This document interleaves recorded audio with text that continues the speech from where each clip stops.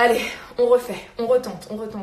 Et là, malheureusement, si c'est flou, je ne peux rien faire de plus. J'ai l'impression que la technologie est contre moi depuis 3 jours. Est-ce que c'est ok pour vous ou pas? Parce qu'il faut savoir que... Bon, bah écoutez, c'est pas grave, c'est flou, mais c'est pas grave, hein. Excusez-moi, mais là, je ne peux absolument rien faire de plus. Qu'est-ce qui a commencé? Il y a eu... Ouais, je pense qu'il y a un problème de réseau, en fait. Bon, en même temps, si je suis floue, c'est pas très grave. En même temps, on n'est pas là pour me regarder, on est plutôt là pour échanger, pour écouter. c'est pas très grave. Ouais, j'ai des problèmes de réseau, c'est drôle, il y a la technologie qui se met un peu contre moi en ce moment. C'est un signe, il faut ralentir. Effectivement, je pense, alors voilà, je vous l'annonce tout de suite, j'avais dit que je ferais des lives pendant toute la durée du confinement, ça ne sera pas le cas. Voilà, une fois de plus, je me suis un petit peu plus avancée, trop avancée même. Je vais faire des lives encore pendant une semaine. Et il y a un moment où je vais avoir besoin de ralentir un peu pour moi, pour en fait avoir le temps de rentrer dans ma coquille, parce que j'ai pas encore eu le temps. Au moment du confinement, j'ai toujours... J'ai tout de suite voulu en fait j'avais besoin de me connecter justement à vous, être dans le partage, de créer des lives et d'être dans cette connexion, pardon. Là, je sens qu'il y a un moment, il va falloir que je retourne dans ma coquille d'escargot. Vous voyez, on a tiré l'escargot il y a pas longtemps. Et je vais avoir besoin de retourner dans ma coquille. Alors ça va vraiment me manquer les lives, hein, mais je sens que j'ai besoin peut-être de refaire les choses à mon rythme et de bosser sur mes autres projets parce que j'ai envie de terminer cette formation que je vous prépare depuis longtemps. J'ai envie de faire ça. Donc j'ai encore pendant une semaine quand même des super programmes, des super invités. Donc j'ai absolument pas envie d'annuler. Par contre, à partir de, je pense, ça va être vendredi ou samedi prochain, il n'y en aura plus. Bon, vu le contenu qu'il y aura eu, vous allez avoir des heures à rattraper sur YouTube et c'est pas plus mal. Et de toute façon, il y a d'autres personnes qui font des lives tout le temps. Donc ça sera très bien. C'est pas comme si on manquait de contenu. Alors, aujourd'hui, comme je vous le disais, j'avais envie de parler de la notion de développement personnel et de spiritualité et surtout de travail sur soi. Je sais qu'on a une communauté ici où forcément si vous participez à ce genre de live, c'est que vous aimez bien aussi ces notions-là. Et je sais pas vous, mais quand on me dit, quand on me parle de travail sur soi, quand on me parle de développement personnel, il y a un truc qui est un peu excitant. Où on se dit ah c'est cool, on va pouvoir s'améliorer. Donc il y a un truc un peu d'énergie de je sais pas si ça vous fait ça, mais de génial, je vais pouvoir transformer ma vie, changer pour devenir ce que je veux être, etc. Il y a un peu cette notion-là qui peut être en fait hyper attractive. C'est une notion qui donne envie, qui excite un petit peu. Le truc, en fait, je vais répéter des choses que j'ai déjà dit au cours des derniers lives, c'est juste que ce live, il va permettre de récapituler un petit peu tout ça. Comme je vous le disais, pour moi, maintenant avec du recul, parce que ça fait des années que je m'intéresse à tout ça, que j'ai même grandi en fait là-dedans, ça fait donc 30 ans que je baigne dans le développement personnel, je me rends compte que le vrai développement personnel, il ne s'agit pas de développement dans le sens de s'ajouter et de devenir quelqu'un d'autre, de se rajouter des couches, des étiquettes, des facultés ou je sais pas quoi. Le vrai développement personnel, il est dans le fait de s'enlever des couches pour revenir à son essence, pour revenir à ce que l'on est dans notre essence la plus pure, dans ce qu'on est venu incarner. Voilà, je vais utiliser des mots un peu plus perchés parce qu'hier on parlait à Sorine qui est médium. Donc voilà, on est venu là pour incarner, pour jouer le rôle en fait qu'on est venu interpréter, pas en essayant de changer sans cesse au cours de notre vie. En fait, finalement, de rentrer dans la peau d'autres personnages, etc. Est-ce qu'on peut juste revenir à notre essence? Et comme je vous le disais, j'aime bien cette notion de symphonie. Ça, je vous en ai déjà parlé.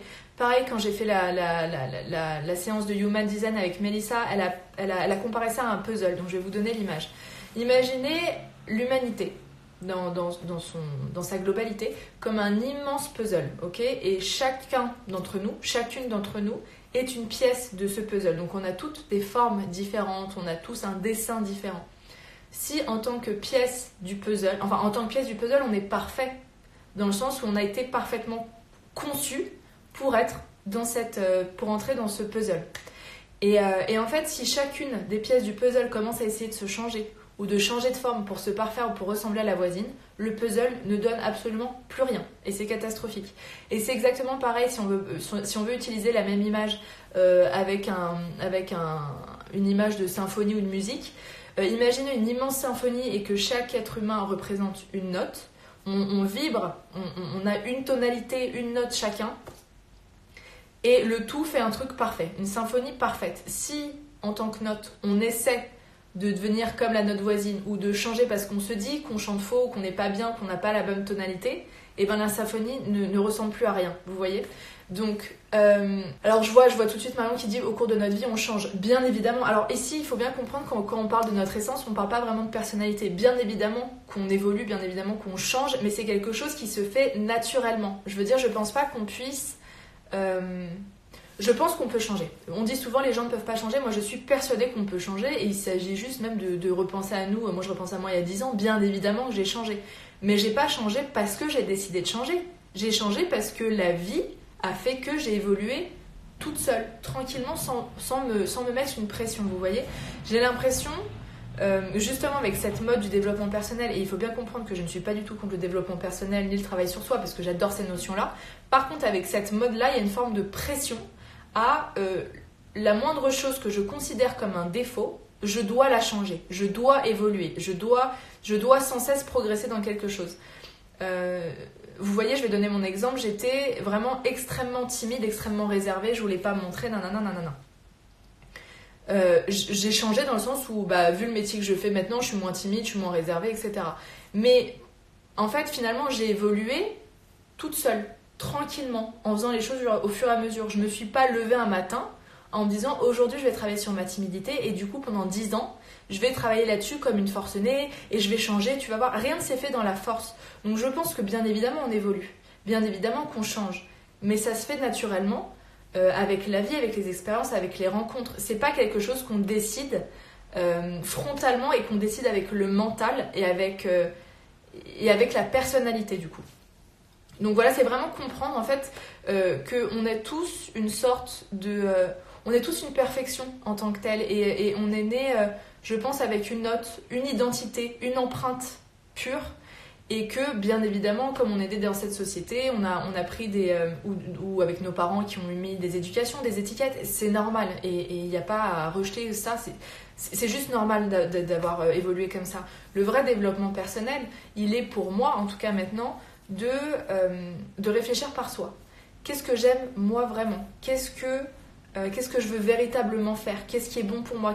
Parce que je ne sais pas si vous vous rendez compte, mais parfois on a même du mal à savoir ce qu'on aime. On a du mal à savoir ce pourquoi on est fait, ce pourquoi on est bon.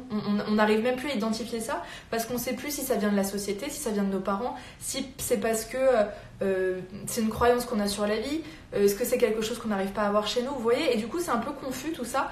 Et pour moi, le vrai travail sur soi, le vrai développement personnel, il est justement dans cette reconnexion à ce truc qu'on est de base, en naissant. Voilà, pourquoi je suis venue, pourquoi je suis là. Hello maman, je vois qu'il y a ma maman qui est là. Je suis désolée, pour l'instant je lis pas vos commentaires et je prendrai le temps de le lire après. Pour l'instant j'essaie de faire un peu le tri dans mes idées en vous exprimant tout ça. Tout ça pour vous dire, une fois de plus, que travailler sur soi, très cool si ça vous intéresse, très cool si ça vous amuse, c'est pas une obligation. Voilà, une fois de plus. Il y a des gens qui n'iront jamais voir un psy, qui n'iront jamais voir un coach, qui ne regarderont jamais une conférence de développement personnel et qui vivront très bien leur vie, heureux et compagnie. C'est pas une nécessité. Le développement personnel, c'est cool comme un loisir, si ça vous va comme ça. Ce n'est pas nécessaire. Si vous ne trouvez pas d'intérêt, si vous ne trouvez pas de plaisir là-dedans, ce n'est pas une obligation, c'est pas une injonction. Il n'y a pas une injonction à travailler sur soi, une injonction à aller voir des coachs, à devenir parfait ou je sais pas quoi. Si ça vous amuse, faites-le. Je me perds dans mes réflexions. Déconstruction, je vois, oui, la femme lunaire, c'est ça, c'est déconstruire. C'est vraiment ça pour moi le développement personnel, c'est déconstruire ce que l'on pense être vrai. Et du coup, ce qui est hyper intéressant dans ces cas-là, c'est de tout remettre en question. Toutes les notions. Alors ça peut être les notions de la société, mais aussi ce que l'on est. Est-ce que je suis vraiment comme ça ? Est-ce que c'est vraiment vrai ? Est-ce que je peux le prouver dans ma vie ? Ou est-ce que c'est une idée que j'avais ? Et c'est de remettre en question tout. C'est un travail qui est intéressant en fait, par exemple de remettre en question la notion de travail, de salariat, de propriété, de couple, de fidélité, de mariage, d'enfant ou pas. Vous voyez, de remettre en question juste pour en fait reprendre sa propre autorité, sa propre indépendance vis-à-vis de ces idées-là. Ça ne veut pas dire qu'ensuite vous ne rentrerez pas dans un truc qui est plutôt commun, mais au moins vous aurez réfléchi par vous-même et vous aurez été capable de savoir ce qui est vraiment bon pour vous. Parce que le problème, c'est qu'on essaie inconsciemment d'appartenir à des groupes et à des normes, et c'est très normal, ça aussi c'est très humain. On a quand même grandi en étant... Enfin, on a évolué en tant qu'humain en étant, alors j'allais dire troupeau, c'est pas troupeau, mais en étant en groupe, en meute, et voilà, il faut aussi bien évidemment s'adapter à la société. Il s'agit pas non plus d'être tous des ermites, mais de réfléchir par soi-même en fait. Et le vrai travail sur soi, il est là. Donc j'aimerais qu'on enlève avec cette vidéo, avec ce live, que peut-être s'enlever cette pression de devenir meilleur sans cesse. Et parce qu'en fait, on est déjà vraiment tous parfaits. Dans l'essence, on l'a déjà cette perfection. On peut la retrouver justement en s'enlevant des couches et pas en s'en rajoutant. Et vous voyez, oui, j'étais par exemple, pour revenir sur mon exemple, timide et réservée. Et ben, je pense que ces défauts ou ces faiblesses, comme on a pu penser que ça en était, et ben, ça m'a permis d'être hyper observatrice du coup dans un environnement, et du coup d'être plutôt dans l'observation et donc dans la réflexion et pas d'être dans l'action, parce que j'avais peur de parler, etc. Donc j'observais les gens et ça m'a permis d'apprendre plein de choses. Donc en fait, ce que nous on considère comme des défauts, des faiblesses, des trucs qu'il faut travailler, sont peut-être finalement des opportunités énormes et des chances, des forces qui sont énormes. Vous voyez, on a tiré une carte il y a pas longtemps où je disais, en fait, il s'agit aussi on dit souvent qu'il faut transformer ses faiblesses en force. C'est même pas qu'il faut les transformer, je répète, il faut pas les transformer, il n'y a rien à faire. Il y a juste à comprendre que ces faiblesses, ces choses que l'on considère comme des faiblesses, sont en fait des forces. Peut-être qu'effectivement, on rentrera pas dans un moule, et peut-être que ça correspondra à la moins grande majorité des gens et des groupes. Mais heureusement que vous avez cette empreinte-là, vous voyez. Heureusement qu'il y a des gens qui sont créatifs, qui sont un peu dans la lune. Heureusement qu'il y a des gens qui, au contraire, sont terre à terre, vous voyez.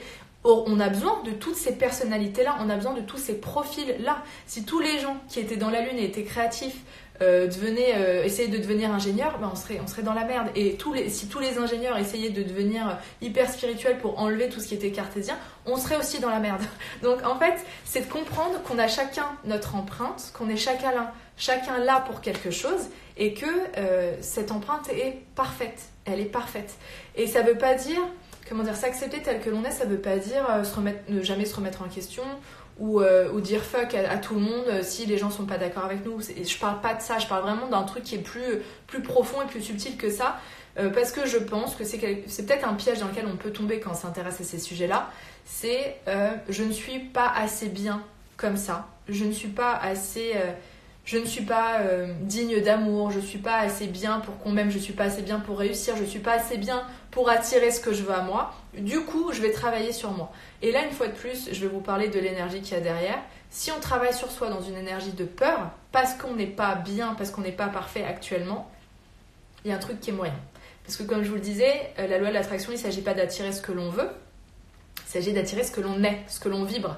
Donc si tu vibres cette énergie de « je suis pas assez bien », de toute façon, c'est pour ça qu'il faut que je travaille sur moi, et ben tu vibres ça. Tu vibres ce truc de je suis pas assez bien, je suis pas assez parfaite comme je suis. Et c'est fou parce que j'utilise des termes qui sont un peu perchés quand je dis on vibre quelque chose. Mais même sans être perché, on sent tout de suite, les personnes en face de vous vont sentir qu'il y a un truc qui est pas en cohérence, ou qu'il y a un truc qui va pas chez vous, dans le sens où vous n'êtes pas aligné. Ça se ressent en fait. On sent tout de suite si quelqu'un est droit dans ses baskets, qu'il est authentique, et pas qu'il essaie de devenir quelqu'un d'autre. Ça se ressent tout de suite. Et alors je me perds parce que parfois je vois vos messages, pardon. Qu'est-ce que je voulais dire ? Ah mince, je sens l'idée qui est en train de s'envoler. Oh, je suis dégoûtée. J'étais en plein dans une idée, j'ai perdu le fil. Mince. Voilà, oui, pardon, sur l'intention. Voilà. Donc par contre, si vous travaillez sur vous, avec l'énergie de je sais qu'au fond, en fait, ce que je suis, c'est parfait, parce que je suis venue incarner ma note et c'est ce que je suis. Par contre, le développement personnel, ça me plaît. C'est un truc qui m'amuse, et je trouve que justement, ça va m'emmener vers des jolies sphères, mais je m'aime déjà telle que je suis. Là, il y a une énergie d'amour derrière. Vous voyez, il y a une énergie de gratitude pour ce que vous êtes déjà. Et du coup, il y a un truc qui vibre, qui est hyper positif. Donc, une fois de plus, là, je parle de travail sur soi, de développement personnel. Il n'y a rien de mal ou il n'y a rien de bien, en fait, à être dans le développement personnel ou dans la spiritualité ou dans le travail sur soi. Ça va dépendre de l'énergie qu'il y a derrière. Si vous avez l'impression que vous êtes incomplet, qu'il va falloir que vous progressiez pour être digne d'amour, pour attirer ce que vous voulez, il y a un souci parce qu'il y a une énergie de peur et de manque sous-jacente. Par contre, si vous faites Si vous êtes dans ce travail-là avec un truc de c'est cool, ça me plaît, je travaille sur moi et j'adore, je vois ce que ça m'apporte et tout, il y a une autre énergie, vous voyez. Et c'est à ça qu'il faut faire attention, c'est à l'énergie sous-jacente. Voilà, maintenant que j'ai bien déblatéré, papoté toute seule. Je vais reprendre, je vais pas remonter tous les commentaires, je vais commencer par la fin et vous pouvez reposer vos commentaires en dessous comme je les ai pas vus. Alors ce que tu dis est hyper intéressant et ce n'est pas forcément précisé par les auteurs. Dans les ouvrages de développement personnel, il faudra un petit encadré à chaque début de livre. C'est vrai, et en fait la femme lunaire, c'est vrai ce que tu dis souvent. J'ai eu tendance à dire non mais en fait ils disent n'importe quoi dans les livres. Je pense pas. Je pense que les auteurs qui s'y connaissent en développement personnel sont d'accord avec ça. Le problème, c'est que c'est nous aussi en tant que lecteurs, on ne prend pas les choses de la bonne façon. Et peut-être que pour les auteurs, c'est tellement évident pour eux, il n'y a même pas besoin de le dire, vous voyez. Et nous, on est sans cesse, de toute façon, on est filtré par nos croyances. Donc à partir du moment où si tu crois que tu n'es pas digne, que tu n'es pas parfait, qu'il faut que tu travailles sur toi pour être bien, tout ce que tu vas lire va confirmer ce biais-là en disant ok, donc il faut que je travaille sur moi pour être bien. C'est pas tant la faute de l'auteur, même si effectivement c'est le serpent qui se mord la queue parce que c'est un système en fait qui se nourrit. Mais c'est aussi à nous de comprendre. En fait, je pense que les livres de développement personnel sont super. C'est aussi à nous de prendre les choses comme il faut. C'est d'une logique ce que je vous dis là. Moi j'ai encore du mal avec le fait que j'ai toujours pas d'enfant à 31 ans, mais en même temps je profite de moi et de mon couple et guérir mes peurs malgré la pression de mon entourage. C'est fou, pourtant 31 ans c'est jeune. En fait je pense que ça dépend d'où tu vis. Je parlais de ça, alors je sais plus avec qui je parlais de ça, avec un pote je crois il y a 2 jours. Moi pareil j'ai 30 ans, à Paris c'est d'une normalité, il n'y a aucun problème à ne pas avoir d'enfant à 30 ans. Par contre c'est vrai que dans des petits villages ou dans des petites communes ou même dans d'autres régions françaises, c'est vieux pour ne pas avoir d'enfant. Donc c'est d'arriver à s'enlever justement cette pression et avoir le positif dans cette situation. J'en parlais à Ilia justement, c'est drôle, avant qu'elle tombe enceinte, justement je l'avais au téléphone quand elle était en Australie, moi j'étais en Thaïlande, et je disais mais est-ce que tu arrives quand même à voir l'avantage à ne pas avoir d'enfant plutôt que d'être sans cesse dans les faux ou mince j'ai pas d'enfant, il va falloir que je travaille là-dessus ou pourquoi, etc. Est-ce que je peux juste trouver le point positif à ne pas encore être maman? Et donc je vais parler du temps qu'on a pour nous, le temps en couple, peut-être moins de responsabilité, de profiter, de trouver de la gratitude pour ce que l'on est actuellement, même si une situation,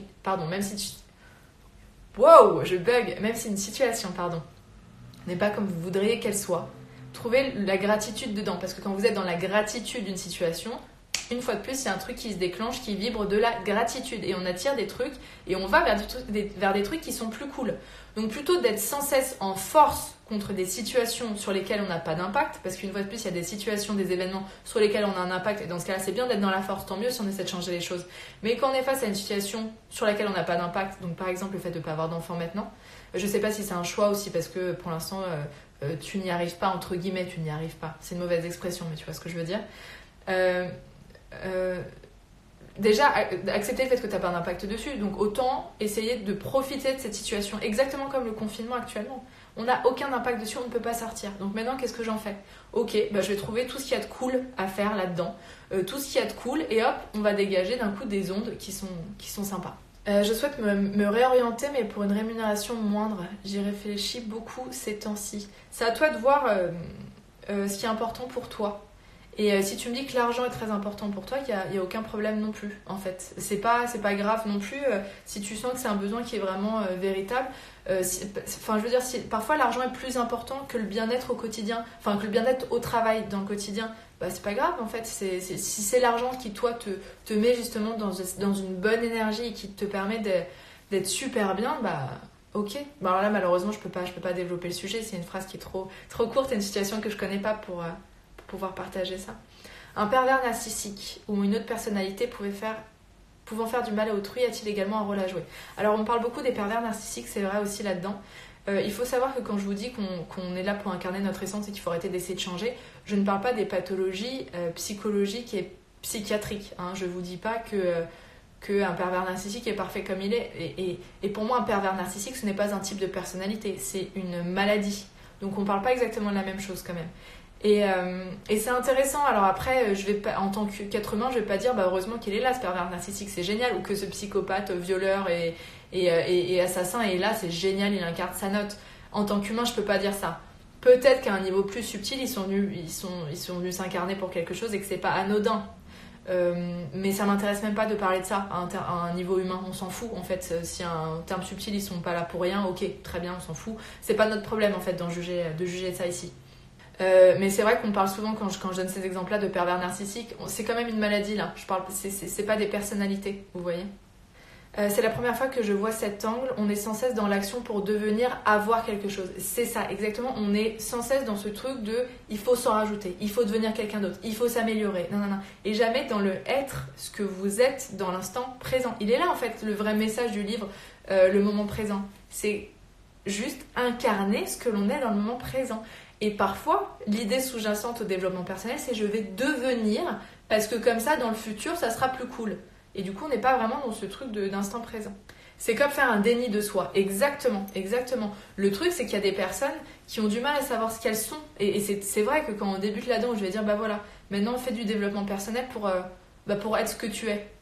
Tu vas me regarder en me disant, bah je sais pas ce que je suis en fait. Qu'est-ce que je suis, quelle est ma personnalité, qu'est-ce que je veux vraiment. Il est là en fait le développement personnel. Il est dans cette introspection de savoir ce que l'on est. Et en fait, ce que l'on est, en fait, une fois de plus, à quoi ça sert à part mettre des noms, mettre des termes, mettre des étiquettes.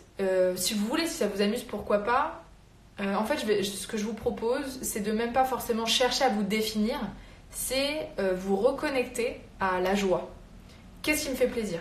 Qu'est-ce qui me donne envie ? C'est ça en fait, se reconnecter à son essence. C'est qu'est-ce qui me donne envie ? Qu'est-ce qui me donne, vous voyez, ce sentiment de joie dans le ventre, dans le cœur, qui me donne une sorte d'explosion interne. Qu'est-ce qui me donne envie ? C'est ça en fait, se reconnecter à son essence. Il ne s'agit pas de se poser des étiquettes de traits de personnalité. Il s'agit de qu'est-ce qui me connecte à ma joie, à ma passion et à ce que...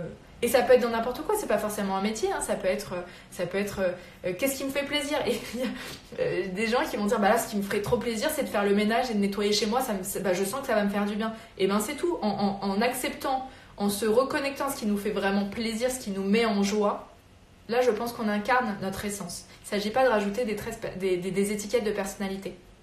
Exactement, il y a aussi le prisme de lecture en fonction de ton moment, de ton chemin. Exactement, pour revenir sur les lectures, effectivement, en fonction du moment auquel tu vas lire ce livre, dans lequel tu vas lire ce livre, ça va être très très différent. Donc il y a ça aussi qu'il faut faire. Il faut faire attention à ça. J'avais pas réalisé que ce serait bien de compléter avec des podcasts. Je sais pas ce que tu veux dire par là. J'aime bien que tu m'en dises plus. Tu parlais du fait qu'on ne sait plus ce que l'on aime, de par nos mœurs, nos racines, nos éducations, de ce que l'on veut. N'est-ce pas encore là une overdose d'informations ? Tu veux dire des mœurs, des racines, des éducations ? De l'éducation, tu veux dire, est-ce que tout ça serait encore quelque chose de trop d'informations ? Oui, sûrement. C'est une façon, c'est des couches qu'on s'est rajoutées, des couches de vêtements qu'on s'est rajoutées, donc, ou des surplus d'informations, effectivement, qu'on s'est rajoutées, et du coup, on a du mal à savoir ce que l'on veut vraiment, nous. Mon développement personnel s'est fait avec les études du féminisme et de genre. Ça oblige à déconstruire le monde social et physique. Je pense qu'il y a plusieurs supports de déconstruction. Exactement. Voilà, merci beaucoup, Ekat. C'est pour ça que je te dis que le développement personnel et le travail sur soi n'est pas...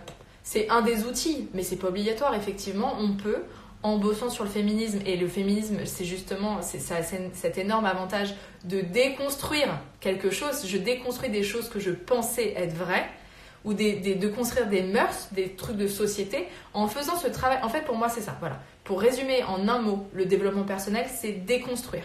Déconstruire et déconstruire. Déconstruire ce que l'on pense être, déconstruire la société, les idées que la société a, les mœurs, l'éducation, c'est déconstruire ça. Parfois pour comprendre qu'en fait cette construction était bien et que ça vous convient, hein, ça peut très bien être le cas. C'est pas forcément, vous n'allez pas forcément avoir une vie d'un coup d'anarchiste et tout. Peut-être qu'il y a des trucs qui vous conviendront très bien, mais c'est de comprendre, au moins ça sera un vrai choix pour voir si ça vous correspond. Et si vous vous retrouvez là-dedans. Moi, ma plus grosse... je sais pas si j'en parlerai aujourd'hui, c'est un truc qui est tellement perso, mais ma plus grosse prise de conscience justement sur le développement personnel, c'est quand j'ai compris que ce que je pensais de moi n'était pas vrai. Et quand j'ai découvert une facette de moi où j'ai été très surprise par la vie, par un événement, par quelque chose, et de me rendre compte que ce que je pensais être vrai de moi ne l'était pas. Et du coup, toutes mes croyances ont vacillé. Toute ma vie a vacillé en me disant mais peut-être que ce que je pensais être vrai jusqu'à maintenant, ça l'est pas.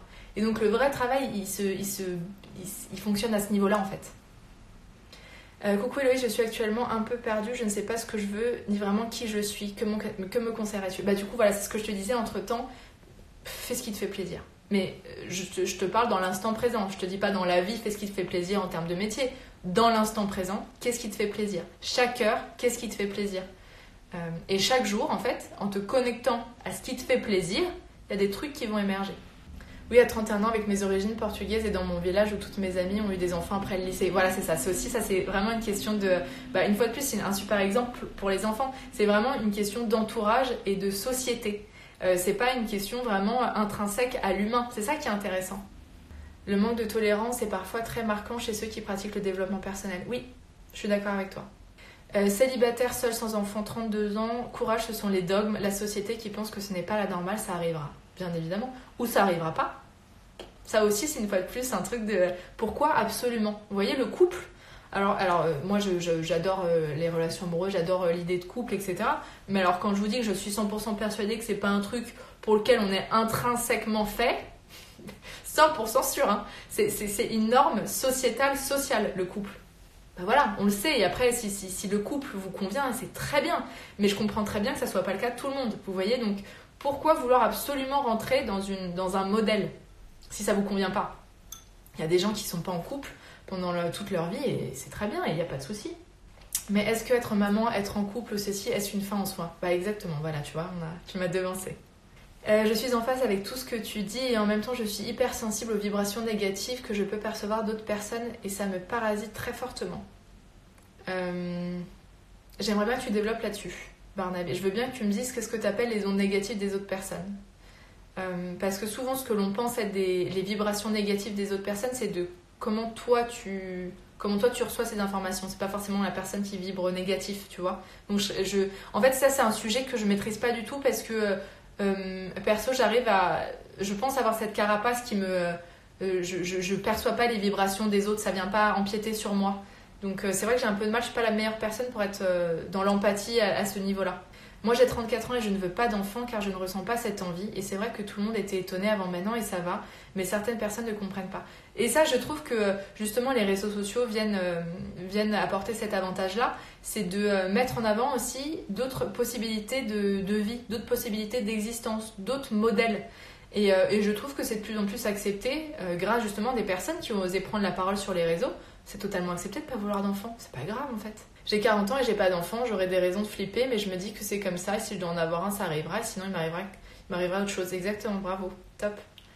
Le développement perso, c'est top, mais ça a des limites. J'ai vite ressenti une pression comme une épée au-dessus de la tête, et de ne pas être, de faire ce qui nous est demandé pour être heureuse. C'est vrai, c'est ça. En fait, maintenant, avec le développement personnel, ça peut être une injonction au bonheur. Et il faut être heureux, et il faut ressentir la gratitude tout le temps, et il faut être dans la joie tout le temps. Donc il faut aussi faire attention. C'est moi qui le dis encore. Mais il faut être... il faut justement, c'est pas le but. Donc c'est bien en fait, très bien d'avoir été très très loin dans le développement personnel. T'as été dans un extrême, maintenant tu vas pouvoir reprendre ta juste place, ton équilibre, maintenant que t'as été dans les deux extrêmes. De même, quand tu as beaucoup d'enfants, moi j'en ai 4 et je suis jugée aussi. Bah tu vois, comme quoi. Donc là vous parlez beaucoup des enfants, c'est cool, tant mieux. Ça fait des années que je cherche ma voie professionnelle et c'est vrai que c'est difficile, l'impression de ne pas trouver sa place. Est-ce que, je vais poser une autre idée, est-ce qu'on a forcément une voie professionnelle ou un truc qu'on doit accomplir professionnellement? Moi, je pense pas. Je pense, comme disait Sorinière dans le live, elle disait, il faut bien comprendre que la notion de mission de vie, elle est dans la mission d'être et pas de faire. Être dans une mission de vie, ça veut pas dire faire ce métier. Pour moi, tu seras à ta place et dans ta voie quand tu feras un métier qui te plaît. Voilà, c'est tout. Même si c'est pas un métier qui pourrait être dans le développement personnel ou qui serait dans le truc écolo ou dans cette nouvelle vague émergente de métiers qui changeraient le monde, tu auras ta place et tu seras dans ta voie à partir du moment où tu fais quelque chose qui te plaît, toi. Tu viendras incarner ta note à ce moment-là. C'est tout ce qu'on nous demande en fait, d'incarner notre note. Le développement personnel, c'est très enrichissant pour moi, mais parfois trop égocentré et ça m'éloigne d'autres questions intellectuelles importantes. C'est bien, en fait, il faut se poser les questions. C'est qu'un outil de plus, en fait, le développement personnel. Les pervers narcissiques sont dangereux et ne changent jamais, jamais. Alors, j'ai jamais été face... Enfin, si, je crois que j'ai été face à quelqu'un. Et oui, il faut s'en éloigner. Moi, actuelle, j'ai trouvé vraiment ma voie pro. Je souhaite vraiment avoir ce CDI. C'est plus positif, je croise les doigts. Puis par la suite, appartement, puis le petit copain, je verrai plus tard. Au jour le jour, les amis. Au jour le jour. J'ai l'impression de devoir mériter pour obtenir quelque chose et du coup, je mets énormément de pression et je m'éloigne de moi-même. J'avais cette conversation avec quelqu'un hier, justement où on peut évoluer en fait, on cherche à évoluer en essayant de remplir des cases, en disant il faut que je devienne comme ça, voilà, pour mériter l'attention, pour mériter l'amour de quelqu'un, pour mériter la reconnaissance ou je sais pas quoi, il faut que je devienne comme ça, il faut que j'évolue. Moi, je pense que on attire et la reconnaissance et l'amour et la bienveillance, etc. en étant pleinement en étant en fait en gratitude avec ce que l'on est déjà. C'est bizarre, hein. Mais il n'y a rien de plus cool, il n'y a rien de plus attirant. Alors, je ne parle pas seulement physiquement, amoureusement, je parle attirant dans sa globalité, de quelqu'un qui est bien dans ses baskets, qui est en accord avec ce qu'elle est, même si elle n'est pas parfaite. Vous voyez ? Quelqu'un qui assume. Et assumer, ça ne veut pas dire être borné à se dire je ne changerai jamais, je n'évoluerai pas, ou je ne veux pas changer, hein, c'est pas ça. Être bien dans ses baskets en disant bah voilà ce que je suis, voilà comment je suis ok avec ça. Et en étant ok avec ça, on évolue. Vous voyez ? C'est un truc, c'est vraiment... C'est une petite pirouette de l'esprit, c'est en étant ok avec une situation, en lâchant prise, en étant dans la gratitude avec une situation, que cette situation évolue ensuite en bien. C'est pas quand on veut changer avec le mental un truc et qu'on est dans la force. Connais-tu un livre qui discute justement de ce dont tu parles, qui reprend les dérives du développement perso ? Pour les dérives du développement personnel, Franck Lobvé. Allez voir ses vidéos YouTube, il y en a, mais il y a des... Alors là, vous allez en avoir pour des heures et des heures. Voilà, si vous vouliez chercher autre chose à faire au moment où j'arrêterai mes lives, allez voir les vidéos de Franck Lobvé. Et son livre, Un homme debout. Très très bien. Objectif, la joie authentique. Yes, oui, c'est ça. En fait, c'est aussi simple que ça. C'est fou quand même, c'est pas grand-chose. Et c'est juste se reconnecter à la joie, comme les enfants. Qu'est-ce que je fais ? Et se reconnecter à la joie, comme je vous l'expliquais, c'est se reconnecter à la joie... Mais la joie, elle peut être différente d'une heure à l'autre. Hein. Il n'y a pas une joie qui est générale pour toute votre vie. C'est là, tout de suite, qu'est-ce que j'ai envie de faire ? Qu'est-ce que j'ai envie de manger ? Est-ce que j'ai envie d'aller courir dans l'herbe ou j'ai juste envie de me mettre devant un film Netflix ? Il n'y a rien qui est mal, il n'y a rien qui est bien. Si vous allez courir dans l'herbe, si vous allez courir dans l'herbe, être dans la nature, mais que ça vous emmerde et que c'est pas ça qui vous met en joie à ce moment-là, aucun intérêt. Aucun intérêt, c'est pas... Ça ne va rien vous apporter. Juste soyez dans la joie. Qu'est-ce qui me fait plaisir là tout de suite ? Qu'est-ce qui me ferait plaisir ? Qu'est-ce que j'ai envie de faire ? Il est là le vrai développement perso. En fait, voilà, il n'y a pas plus compliqué que ça. C'est juste de faire ça. Il faut accepter de toute façon, c'est ainsi, je me suis séparée. Alors pardon, là vous parlez entre vous, je vous laisse parler entre vous. Ma famille m'a tourné le dos car je ne suis pas mariée sans enfant, ça oblige à devenir soi avec encore plus de conviction. Waouh. J'imagine même pas ce que c'est d'être rejetée comme ça pour ça. Bah bravo Clélia en tout cas. Sacrée force de caractère du coup. Sacrée force tout court. J'ai 30 ans et j'ai compris de vivre le moment présent que l'année dernière. C'est ça aussi le développement personnel, se trouver au fond de soi-même ou même se retrouver. Et tu m'avais aidé à trouver des pistes. Ah, trop bien. Merci Julie. Faire le ménage en vous écoutant. Bah parfait. Voilà, si c'est ça qui vous met en joie. C'est parfait. La question est que cherches-tu alors que tu es déjà cela, nous sommes des chercheurs. Après, il y a des personnalités. Il y a des gens qui vont adorer travailler sur eux. Il y a des gens qui vont adorer chercher. Moi, c'est mon cas. J'adore ça. Je le fais vraiment dans un point de vue parce que ça me fait kiffer, le développement personnel. Ça me fait kiffer de travailler sur moi. C'est pas parce que En fait, j'en suis plus à l'étape où j'ai... Enfin, si, parfois je retombe dans ces travers-là de... pour être digne d'être aimée, pour être digne d'être reconnue, il va falloir que j'évolue, que je travaille sur moi. Je peux parfois retomber là-dedans. Il faut que je fasse gaffe à ça. Mais c'est parce que ça me plaît. Et effectivement, on est, comme tu dis, à quoi bon se prendre la tête avec tout ça si on est déjà ce qu'on est ? Bah, le truc, c'est qu'on a eu tendance à se rajouter des couches. Donc le travail sur soi ou chercher, c'est justement partir en expédition intérieure pour enlever les couches et revenir à ce que l'on est. Et aussi de déculpabiliser de ne pas être ce que tu devrais être. C'est aussi l'acceptation pleine et chercher ce que l'on veut, nous, et pas ce que notre ego nous dicte. Exactement, c'est ça. Déculpabiliser parce qu'il n'y a rien qu'on doit être. Il faut bien le comprendre. Est-ce que la personne que l'on aime, du même sexe ou pas, fait partie du développement personnel ? Tout. J'ai la musique en tête. Pardon. Tout est développement personnel. Pas seulement la personne avec qui l'on est, hein. Le travail que tu fais, la personne que tu vas croiser dans la rue, un commentaire sur YouTube, un live, une question.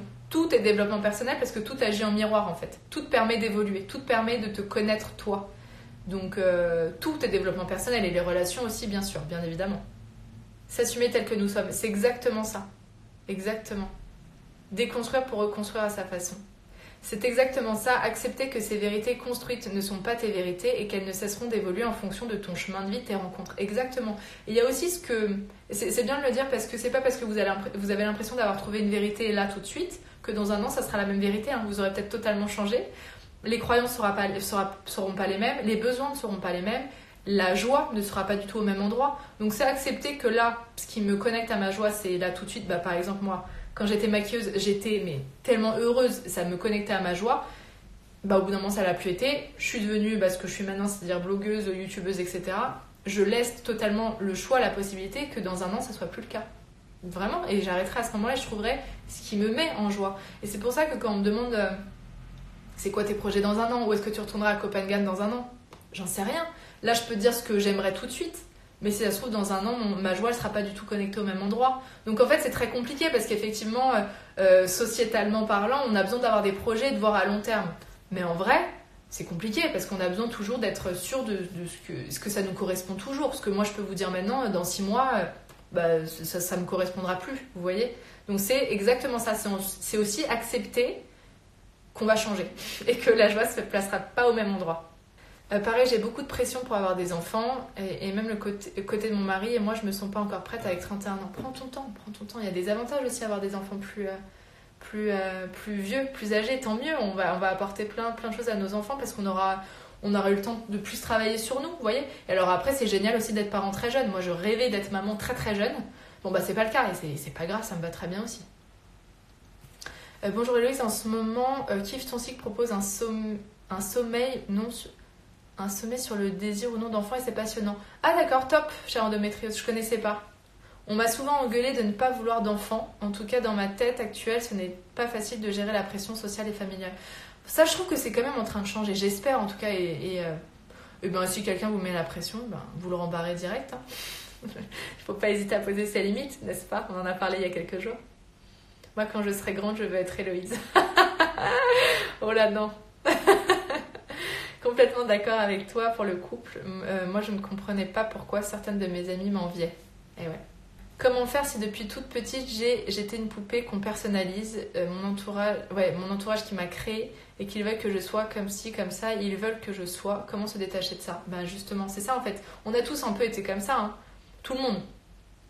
C'est savoir toi, juste te reconnecter à la joie. Et ça va pas être facile tout de suite, hein. Ça va pas être facile tout de suite de savoir qu'est-ce qui te fait vraiment plaisir, qu'est-ce qui te donne envie.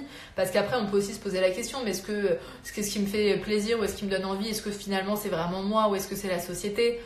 Plutôt que de se poser cette question-là, pour l'instant, reconnectons-nous à cette joie et on verra, chaque chose en son temps.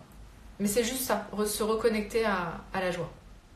Écrire des listes du type qualité-défaut, j'aime, je n'aime pas, je sais, je ne sais pas, peut permettre de réfléchir à nos limites. Ok, cool, j'ai jamais fait. Alors pour les qualités-défauts, ça peut être intéressant. J'aime, je n'aime pas, je sais, je ne sais pas. C'est cool, ok, c'est un exercice intéressant.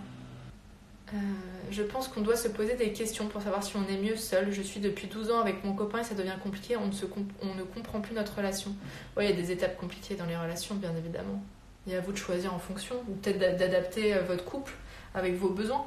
Ça peut évoluer aussi un couple. C'est bien, bref, on met partout. Coucou Héloïse, je suis de plus en plus déçue par les gens et les relations humaines, même avec des amis. Au final, dans ces moments-là, j'ai tendance à ressentir énormément de colère.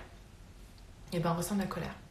Et c'est pas grave, le fait d'être déçu comme ça, tu vas rencontrer d'autres personnes. C'est normal aussi de changer de cercle d'amis, de changer de connaissances. Aucun problème à être en colère, une fois de plus. Ce qui n'est pas normal, c'est d'être culpabilisé parce qu'on ne veut pas d'enfants. C'est fou ça, ouais. Mais bon, ça c'est en train de changer. Enfin, pour moi, les gens qui culpabilisent encore, qui arrivent à culpabiliser les gens pour ça, next. Alors je vous laisse parler pour vous sur les enfants, mais c'est intéressant, ça parle beaucoup, c'est cool. Alors je pense quand même que c'est bien d'identifier ce qui ne nous convient pas pour travailler dessus et parfois ça nous fait explorer nos ombres, ça peut être joyeux, bien évidemment. Bien sûr, on peut identifier ce qui ne nous convient pas, c'est ça le développement personnel, c'est d'identifier ça et justement d'explorer tout ça, c'est un travail, mais qui te plaît. Si t'as pas envie de le faire, tu le fais pas. Une phrase qui peut me faire grincer, être la meilleure version de soi-même. Alors je comprends, parce que maintenant moi aussi elle me fait grincer et pourtant je l'ai déjà utilisée. En fait, ça dépend de ce que tu mets derrière. Ça dépend de ce que tu mets derrière comme phrase. Moi, finalement, si j'utilise le terme devenir la meilleure version de soi-même, ça voudrait dire devenir la version la plus essentielle, mon essence. Donc finalement, l'idée est la bonne derrière. Si effectivement on a, en utilisant cette expression, devenir la meilleure version de soi-même, c'est-à-dire se rajouter des trucs pour progresser parce qu'on n'est pas assez bien tel quel, je suis d'accord, j'aime pas cette phrase. Donc ça dépend le sens qu'on y met. Il faut avoir le courage de regarder ce qui ne nous rend pas heureux quand même. Bien évidemment, bien évidemment. Une fois de plus, c'est se déconditionner et de déconstruire. Donc déconstruire, ça veut dire aussi qu'est-ce qui me rend heureux, qu'est-ce qui me rend pas heureux. Et quand je dis d'être dans la joie, ça veut pas dire, voilà, ça il faut bien confondre. Pareil, c'est pas ce que je dis, mais c'est peut-être ce qu'on peut entendre. Quand je dis se connecter à la joie, ça ne veut pas dire nier les émotions qui ne sont pas agréables. C'est pas du tout ce que je dis. Ça veut dire que se connecter à la joie, c'est de faire au maximum ce qui nous fait plaisir. Si d'un coup, il y a un truc qui t'arrive dessus, qui te met en colère, qui te rend triste, etc., il s'agit jamais de nier. Vous le savez, depuis le temps que vous me suivez. Au contraire, je vous dis qu'il faut se mettre face à ces émotions. Par rapport au boulot et au choix de vie, je pense que c'est cool de se souvenir, d'être en accord et de trouver du sens pour être dans la joie. Et puis se rappeler que rien n'est immuable. Exactement. En t'écoutant, je prends conscience que le fait que mon endométriose contrarie ma fertilité me permet de me protéger des réflexions et de la pression sociale quand on dit qu'on vit bien aussi sans. Alors en t'écoutant, je prends conscience que le fait que mon endométriose contrarie ma fertilité me permet de me protéger des réflexions. Ouais, c'est intéressant. Alors là, c'est un autre sujet, mais c'est vrai que quand on a des maladies ou des pathologies, ça peut devenir on peut y trouver un avantage, alors comment on appelle ça, un avantage secondaire, je crois. Mais finalement de comprendre que ça nous permet en fait que mine de rien cette maladie, alors je dis pas du tout que c'est ton cas, loin de là, mais qu'elle nous permet mine de rien soit d'attirer l'attention, ou bien de nous protéger, ou bien de pas avoir à se justifier, de pas avoir d'enfant. Vous voyez, c'est bénéfice secondaire, c'est ça l'expression. Et même quelqu'un qui tombe régulièrement malade, peut-être de se rendre compte de mais pourquoi ? Est-ce que c'est parce que finalement, est-ce que je mérite pas l'attention des gens si je ne suis pas malade ? Vous voyez, donc ça peut être, c'est un peu challenging parce que, alors là, c'est aller creuser dans les ombres et voir en fait les trucs qu'on n'a pas très envie de voir chez nous. Et c'est pas une idée qu'on aime bien développer, n'est-ce pas ? De dire qu'on développe un truc pour une autre raison, mais il y a souvent des bénéfices secondaires aux maladies et c'est intéressant de les remarquer. Peut-on faire un métier qu'on aime mais qui en même temps va à l'encontre de nos valeurs croyances ? Ça va dépendre. Je pense que c'est une question d'équilibre. Si voilà, tes croyances elles sont là, tes valeurs, tes croyances elles sont là, ça c'est le plaisir que tu ressens à faire ton travail.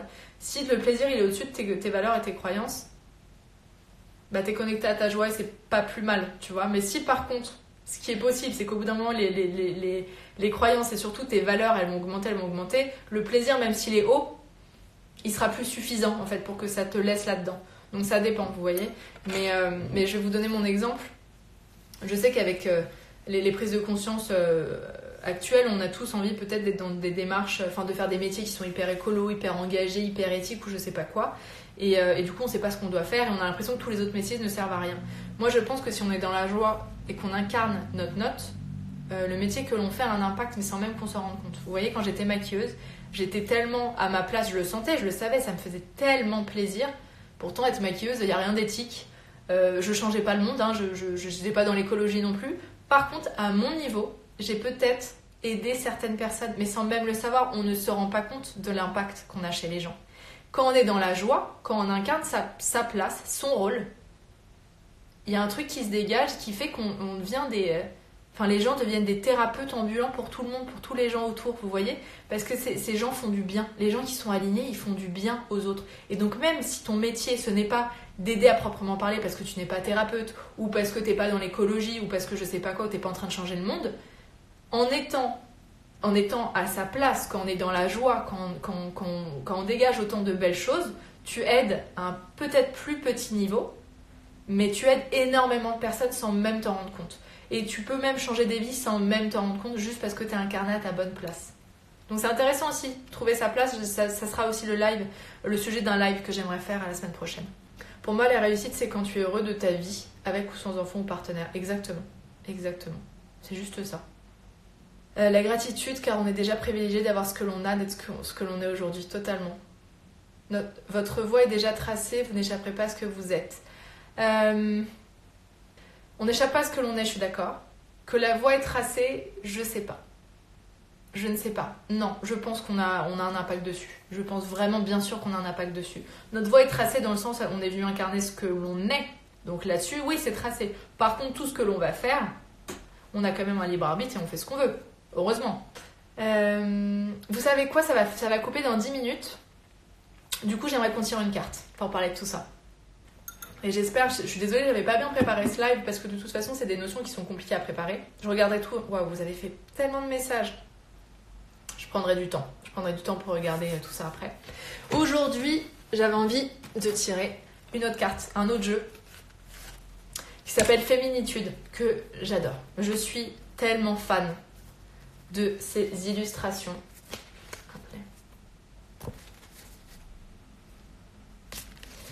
Et donc, féminitude, c'est vrai que c'est les énergies féminines, mais ça peut très bien aussi servir pour les hommes, n'est-ce pas? C'est des cartes qui sont magnifiques. Magnifiques. Donc, aujourd'hui, qu'est-ce qu'on pourrait... j'allais dire, qu'est-ce qu'on pourrait travailler? Et vous avez compris le sens. Quel est le défi du jour? Qu'est-ce qu'on peut faire? Quel pourrait être l'objectif? Quelle pourrait être l'énergie dans laquelle il pourrait être intéressant d'être? Allez, notre énergie du jour pour le groupe, pour la journée. L'accueillante. Très bien. Et donc c'est une femme comme ça, avec des dauphins, vous voyez? L'accueillante. Déjà, comment il vous parle ce terme-là? Vu le contexte du live, comment vous voyez les choses? Accueillir quoi? Oh, c'est trop dingue. C'est trop dingue. Trop dingue. Ok. Donc, l'accueillante. Je vais pas tout vous lire, hein, mais je vais vous lire les mots-clés. C'est vraiment trop dingue, vous allez voir. Donc, réceptivité, ouverture, respiration, souffle de vie, souffle cosmique. Cette carte dans votre tirage signifie peut-être que le temps est venu pour vous de lâcher l'agir pour privilégier l'être. Sérieux, quand même. Cessez de courir et de dépenser votre énergie inutilement. En tant que femme, vous avez à tirer parti des instants de calme et de réceptivité. Cet état d'ouverture totale vous donnera un meilleur souffle avant de vous engager sur les sentiers du chevalier. Cultivez la coupe avant l'épée et installez dans votre vie les temps de pause illustrés par l'ensemble des cartes. Bon bref, des énergies sorcières, nanana. L'accueillante vous invite à recevoir tous les événements de la vie comme de véritables messages, car ce sont eux qui vous offrent des opportunités d'éveil. Quand vous devenez femme accueillante, votre réceptivité féminine attire à vous les opportunités dont vous avez besoin pour grandir. Sérieux, si ça c'est pas magique. Donc c'est accueillir exactement... là, dans le contexte du live et du développement personnel, arrêtez peut-être d'être dans le faire, dans l'agir, de devenir quelqu'un d'autre, de se développer, juste d'accueillir ce que l'on est, les émotions que l'on a, pour comprendre, comme le dit la dernière phrase, justement, votre réceptivité féminine attire à vous les opportunités. Quand on est dans cette réception, dans cet accueil de ce que l'on est véritablement, il y a des trucs géniaux qui arrivent. Alors, un éclairage sur votre vie quotidienne. Votre environnement proche vous donne de formidables occasions pour comprendre votre vraie nature. Prenez soin d'accueillir les autres comme des miroirs qui réfléchissent vos ombres, comme vos lumières. Cela vous amènera à rencontrer votre monde intérieur enfoui au plus profond de vous. La respiration rythmée est une des techniques les plus utilisées pour entrer en méditation profonde et également pour entrer dans l'espace du rêve. Pratiquez le rebirth, c'est cool, ça c'est très très bien si vous en avez l'occasion, ou allez voir mon article sur Soma, S-O-M-A. Je parle de ça, c'est justement un truc de respiration qui est très très intéressant et il y a 7 jours gratuits, hein. Il y a un programme gratuit, donc n'hésitez pas à aller voir mon article sur le blog qui s'appelle Soma. Donc utilisez la respiration pour dissoudre les émotions restées cristallisées en vous quand vous avez pris des décisions contraires à la vie. Recherchez des lieux dans la nature en contact avec l'air, les embruns, bordure de l'océan. Là aujourd'hui c'est d'être connecté avec l'air, donc peut-être de se mettre à la fenêtre même. Humez et accueillez la vie dans toute sa force et sa beauté. Et ben voilà, ça franchement, on ne pouvait pas mieux finir. C'est fou parce que ça résonne totalement avec ce dont on a parlé aujourd'hui. C'est exactement ça. C'est tout ce qu'on vient de dire, la carte. Donc trop bien. Et le jeu, il s'appelle Féminitude. C'est à l'envers, donc ça sert à rien que je vous montre ça. Quand je mettrai cette vidéo en replay sur YouTube, je mettrai le lien pour que vous puissiez en savoir plus. Ça serait bien un article sur les différents oracles. Je répète 1000 fois, mais j'ai déjà fait une vidéo sur le sujet. Il y en a plein déjà. Tu peux juste taper oracle sur mon blog et tu auras le truc. Top, trop bien, mais je suis contente que ça vous plaise. Génial. Bon, je vais m'arrêter là, je pense qu'on a terminé le live. Je vais mettre ça en replay. Comme d'hab, je vais l'exporter et le mettre sur YouTube. Merci en tout cas d'avoir été au rendez-vous. Demain à 10h30, on va parler d'Ayurveda. Ça va être très cool. Samedi, je vais être en duo pareil avec Damien qui est coach et qui est coach sportif aussi à la base, mais qui est coach aussi développement personnel, coach de vie. On va parler de la notion de confiance en soi, parce que ça c'est quelque chose que vous m'avez beaucoup demandé. Et je pense que il est top, il est génial Damien, donc ça va être très intéressant de voir ça avec lui. Et alors je vois, attends, une question. C'est quoi la page Facebook pour Soma? Non, va voir sur mon blog, sur Easy Blush, tu tapes Soma. S-O-M-A. Je m'arrête là. Je vous embrasse très très fort. Passez une belle journée et à demain. Très vite.